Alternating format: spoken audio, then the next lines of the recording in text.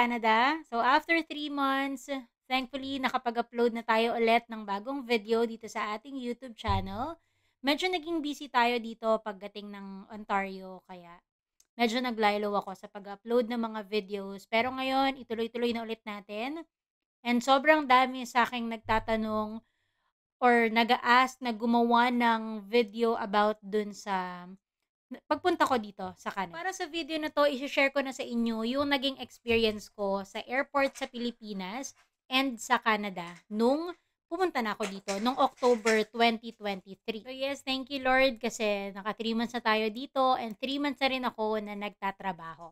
So sa next video siguro i-share ko sa inyo kung anong trabaho ko, kung paano ako nag-apply, kung nag-walk-in ba ako or online application, and kung ano nga ba yung trabaho ko ngayon dito. Aside dun sa mga questions sa akin sa immigration, i-share ko din dito yung mga importanteng documents na kailangan nyong dalhin.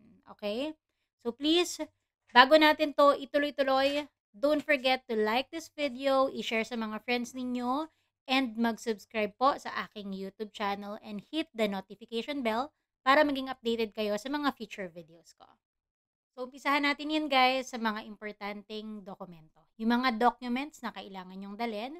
Of course, unang-una, passport na may visa stamp. And, importante rin na dala nyo yung letter of introduction.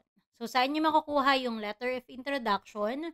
Ako kasi pinadeliver ko yung passport ko from VFS papunta ng Bacoor, kasama na dun sa mismong passport yung letter of introduction. So, feeling ko pag pinick up nyo rin siya sa VFS, kasama na rin yung letter of introduction. So, wag nyo pong itatapon yun. Kailangan yung original. Next, kailangan nyo pong magbayad ng travel tax bago po kayo kumuha ng ticket. So, hahanapin nila sa inyo yung resibo na nagbayad kayo ng 1,620 pesos. And by the way, bago ko makalimutan, kung meron kayong old passport, tapos may mga tatakyan, kailangan isama nyo rin, okay? Huwag nyong iiwan sa Pilipinas yung old passport niyo. Dapat magkasama siya. Next, yung mga documents na sinubmit ninyo kay IRCC nung nagpa-process kayo ng open work permit na visa ninyo.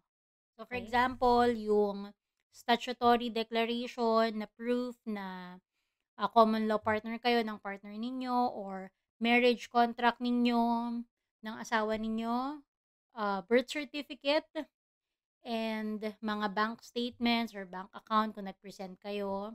And ang napaka-importante rin, yung work permit, yung LAMIA, EOC ng partner ninyo. Or kung may health insurance siya doon, yung picture ng ID ng health insurance, pakita nyo din. And yung passport and visa nung partner or nung asawa ninyo na nasa Canada. Maganda, i-print ninyo yan lahat, lalong-lalo na yung mismong client information nung nag-process kayo sa VFS or sa IRCC na website. Ito, importante to kasi open work permit nga tayo.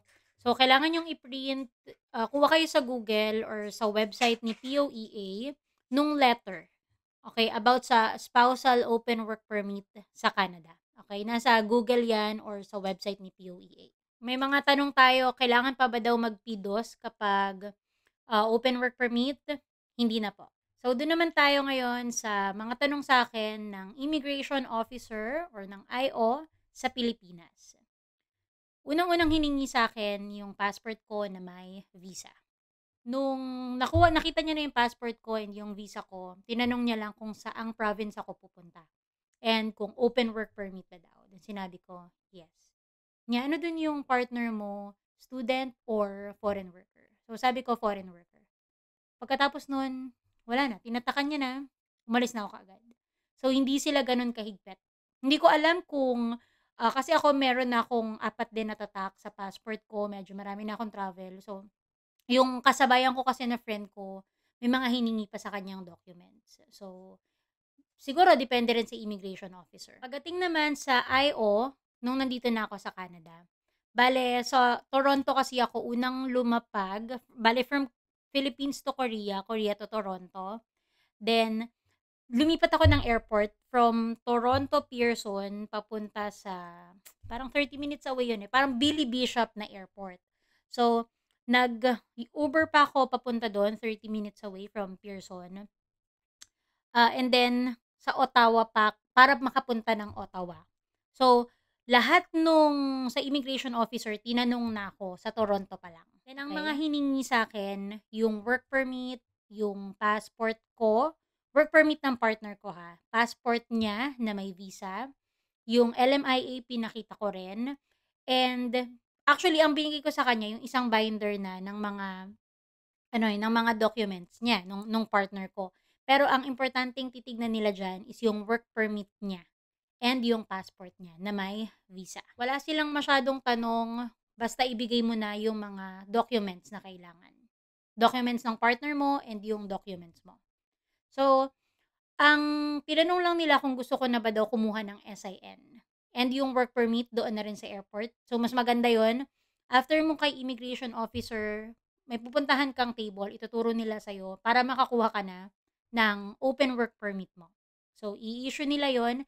And then, mas maganda, kumuha ka na rin agad-agad ng SIN para agad-agad makapagtrabaho ka na dito sa Canada. So, yun guys, walang kahasel-hasel. Ganun lang kadali from Philippines papunta dito sa Canada. Actually, mas tumagal pa yung tanong ko nung nandito nga sa Canada kasi lahat ng mga documents ni partner, pinakita ko. And isa pa pala, sa may Bureau of Quarantine, hindi naman sa hinarang. May kasama kasi akong, kasama ko yung dog ko, yung anak ko. So, tinignan yung mga papers niya, yung health certificate niya. So, dun lang kami tumagal. Pero, all in all, sobrang smooth ng naging process namin from immigration, from airport sa Pilipinas, papunta dito sa Canada. So, yun lang guys. Sana, again, wag niyo pong kalimutan na mag-subscribe sa aking YouTube channel. Magpo-post pa ako ng mas maraming mga videos tungkol sa pagpunta ko dito and yung trabaho ko ngayon dito sa Canada. Maraming salamat sa mga followers natin dyan. Huwag kalimutan na mag-follow sa aking Facebook page, Virtual BJ, and sa TikTok ko. So again, thank you for watching. Don't forget to hit the notification bell para maging updated kayo sa mga videos. Thank you for watching. Bye-bye!